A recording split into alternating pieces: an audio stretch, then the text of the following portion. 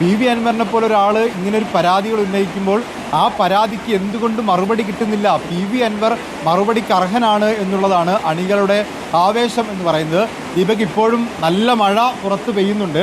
നല്ല മഴ പെയ്യുമ്പോൾ പുറത്ത് ഒരുപാട് കസേരകൾ നിരത്തിയിടുന്നു. ആ ദൃശ്യങ്ങളിലേക്ക് പോയി കഴിഞ്ഞാൽ ഇപ്പോഴും അവിടെ കസേരകൾ നിരത്തിയിടുന്നുണ്ട് എന്നുള്ളതാണ്. ഒരു ഭാഗത്ത് കസേരകൾ നിരത്തിയിടുന്നു, വേറൊരു ഭാഗത്ത് നല്ല മഴ പെയ്യുന്നു. അതായത് 2000 അല്ല, അതിലേക്ക് കൂടുതൽ കസേരകൾ നിരത്താം. പുറത്താണ് ഇപ്പോൾ കെട്ടിയിരിക്കുന്ന. ഇവിടെ ഒരു ചെറിയ പന്തൽ സംവിധാനമൊക്കെ ഉണ്ട്. അതിന് പുറത്തേക്ക് ആളുകളെ പ്രതീക്ഷിച്ചുകൊണ്ട് കസേരകൾ നിരന്നുകൊണ്ടിരിക്കുന്നു. വലിയ ആഘോഷങ്ങൾക്കുള്ള ഈ ഡ്രംസും അതുപോലുള്ള വാദ്യങ്ങളും ഒക്കെ എത്തിക്കൊണ്ടിരിക്കുന്നു. സംഭവം സമ്മേളനം വലിയ ആഘോഷമാണ്. ഗാനം നേരത്തെ നമ്മളവിടെ കേട്ടു. വലിയ പ്രതിഷേധം ആ വരികളിലൊക്കെ തന്നെ ഉണ്ട് എന്നുള്ളതാണ്. ഉയർത്തിയ കൃത്യമായ വിമർശനങ്ങൾ അത് വളരെ സരസമായ ആ വരികളിലൂടെ പാപ്പു വെള്ളിപ്പറമ്പ് അവതരിപ്പിച്ചിട്ടുണ്ട് എന്നുള്ളത് വസ്തുതയാണ്. വലിയ സ്വീകാര്യത ഒരു പക്ഷേ ആ പാട്ടിൽ ലഭിച്ചേക്കും അല്ലേ?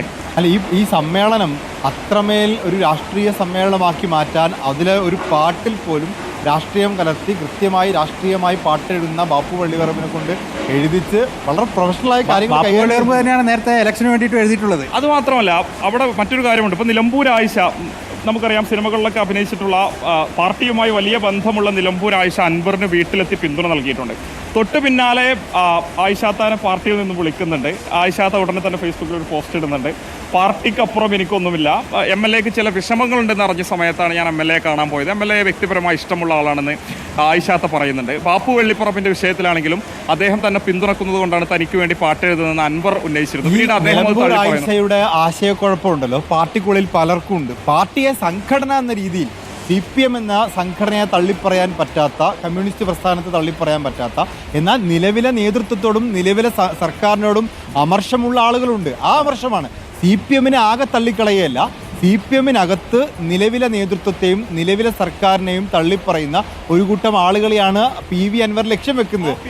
ആ പിന്തുണ വലിയ രീതിയിൽ പാർട്ടിയിൽ നിന്ന് അൻവറിന് ആദ്യഘട്ടത്തിൽ ലഭിച്ചിരുന്നു. അത് നേരത്തെ രഞ്ജിത്ത് പറഞ്ഞതുപോലെ അത് ഈ പൊളിറ്റിക്കൽ സെക്രട്ടറിയിലേക്ക് എത്തിയതോടുകൂടിയാണ് മുഖ്യമന്ത്രി ഇടപെടുന്നത്, സർക്കാർ ഇടപെടുന്നത്, ഗോവിന്ദൻ മാഷ് ഉൾപ്പെടെ അൻവറിനെ തള്ളിപ്പറയുന്നത്. ADGP അജിത് കുമാറിലേക്ക് വരെ എത്തി നിൽക്കുന്ന സാഹചര്യത്തിൽ പാർട്ടി അണികളുടെ വലിയ പിന്തുണ അദ്ദേഹത്തിനുണ്ട്. അദ്ദേഹത്തെ മാറ്റണമെന്ന രീതിയിൽ ധ്വനികൾ സോഷ്യൽ മീഡിയയിൽ വളരെ സജീവമായിട്ടുണ്ടായിരുന്നു. ഗോവിന്ദൻ മാഷ് പോലും ഒരു ഘട്ടത്തിൽ അൻവറിനെ തള്ളിപ്പറഞ്ഞിട്ടില്ല. മുഖ്യമന്ത്രി അന്ന് നമുക്ക് ഓർമ്മയുണ്ട്. ഗോവിന്ദൻ മാഷ് വളരെ പ്രധാനപ്പെട്ട ഒരു പോയിന്റ് ഉണ്ടായിരുന്നു. CPIക്ക് MR അജിത് കുമാറിനെ മാറ്റാത്തതിൽ CPIക്ക് അതിർത്തി ഉണ്ടല്ലോ എന്ന് പറഞ്ഞപ്പോൾ ഗോവിന്ദ മാഷ് പറയും ഞങ്ങൾക്കെന്താ അതിർത്തി ഇല്ലേ എന്നുള്ളതാണ്. ഇപ്പോൾ അതിർത്തി ഇല്ല. ഇപ്പോൾ ആ അതിർത്തി ഇല്ല എന്ന് പറയുന്നത് കൃത്യമായി CPM നിലപാട് മാറ്റാം. അതെ, സൂപ്പർ മുഖ്യമന്ത്രിയാണ് പൊളിറ്റിക്കൽ സെക്രട്ടറി എന്നാണ് P ശശിക്കെതിരെ അൻവർ ആരോപണം ഉന്നയിച്ചത്. ആ പൊളിറ്റിക്കൽ സെക്രട്ടറി ശശിക്കെതിരെ ഉന്നയിച്ച ആരോപണങ്ങൾ ഒരു തരത്തിലും അന്വേഷിക്കാൻ പോലും സർക്കാർ തയ്യാറാകുന്നില്ല എന്നുള്ളിടത്താണ് അൻവറിന്റെ ഇപ്പോഴത്തെ താൽക്കാലികമായ വിജയം എന്ന് പറയേണ്ടി വരും. അത് തന്നെയാണ് ആവർത്തിച്ചത്. നിലവിൽ ഈ സംഘടനാ സംവിധാനത്തിന്റെ ഭാഗമായി നിൽക്കുന്നവർ അതിനെ പ്രത്യക്ഷത്തിൽ തള്ളിപ്പറഞ്ഞുകൊണ്ട് രംഗത്തേക്ക് വരില്ല എന്ന കാര്യം ഇടിവെട്ടി മഴ പെയ്യുന്നുണ്ട്. അത് അവിടെ നിൽക്കട്ടെ. പ്രത്യക്ഷമായി തള്ളിപ്പറഞ്ഞ് പുറത്തേക്ക് വരില്ല. പക്ഷേ നേരത്തെ മുബഷർ സംസാരിച്ച ആളുകൾ അങ്ങനെ താഴെത്തട്ടിൽ അണികളായിട്ട് ഇതിന്റെ പാർട്ടിയുടെ കരുത്തായിട്ട് നിൽക്കുന്ന ആളുകളിൽ ഇങ്ങനെ തുറന്നു പറയാനുള്ള ആഗ്രഹമുണ്ട്. പക്ഷേ ആർക്കും അങ്ങനെ പറയാൻ പറ്റുന്നത് അത് തന്നെയാണ് PV അൻവർ പറഞ്ഞിട്ടുള്ളത്.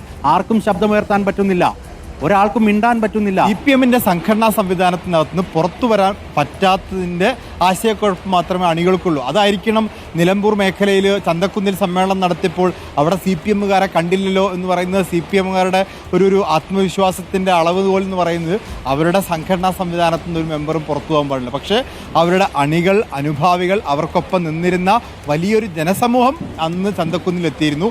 ഇന്ന് മഞ്ചേരിയിലെ സമ്മേളനത്തിൽ അത്തരത്തിൽ ആളുകൾ എത്തുമോ എന്നുള്ളത്. അൻവറിന്റെ കോലം കത്തിച്ച നേതാവിനെ പറയുന്നുണ്ട്. നിലമ്പൂരിലെ ലോക്കൽ സെക്രട്ടറിയാണ്. കഴിഞ്ഞ ദിവസം എനിക്കൊപ്പം ചായ കുടിച്ചിരുന്ന ഏട്ടനാണ് ഇന്ന് എൻ്റെ കോലം കത്തിക്കുന്നത്. അവരൊക്കെ എനിക്കൊപ്പമാണെന്ന് അൻവർ ആവർത്തിച്ച് പറയുന്നുണ്ട്. അദ്ദേഹത്തെ സംബന്ധിച്ച് അതൊക്കെ ഒരു തമാശയായിട്ടേ ഉള്ളൂ.